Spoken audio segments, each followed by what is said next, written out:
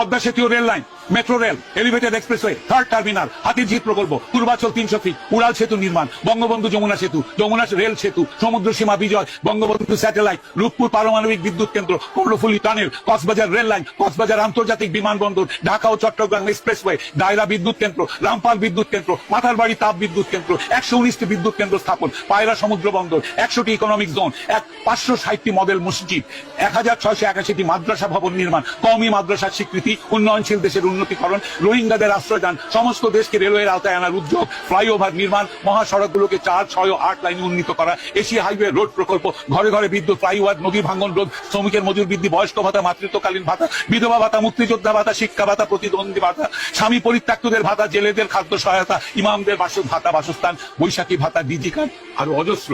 আমার দম কুলাচ্ছে না এতগুলো পড়তে। 15 বছরে যদি এতগুলো কাজ কেউ করে থাকে, তাকে কোন চক্রান্তকারী এই টাকা পাচার করার দেয়? আর সে যদি ডিক্টেটর হয়, খুব ভালো করেছে।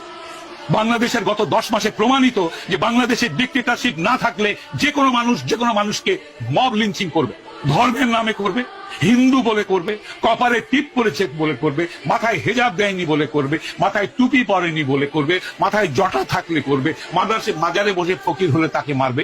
মেরেছে, হাজার হাজার মানুষ মেরেছে এরা। ডিক্টেটরশিপ ছাড়া এটা কোনোদিনও কন্ট্রোল সম্ভব নয়। খুব ভালো করেছেন আওয়ামী লীগ শেখ হাসিনা ডিক্টেটরশিপ করে। তার উচিত ছিল আরো ডিক্টেটরশিপ করে এগুলোকে দমন করা। এইটাই আমি মনে করি। বাংলাদেশের মানুষের কপালে গণতন্ত্রের দরকার নেই। যারা জাতির পিতাকে হত্যা করে তার 54 বছর পর তার ভাস্কর্যের মাথায় পেশাব করে, সেই জাতির জন্য স্বাধীনতারও দরকার নাই। এরা পাকিস্তানের গোলাম হোক।